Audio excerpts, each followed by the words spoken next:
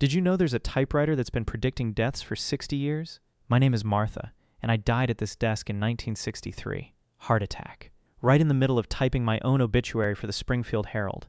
My last keystroke trapped me in these keys forever. Since then, I've typed exactly 4,217 obituaries, car crashes on Highway 9, heart attacks at Mercy General, even murders that haven't happened yet.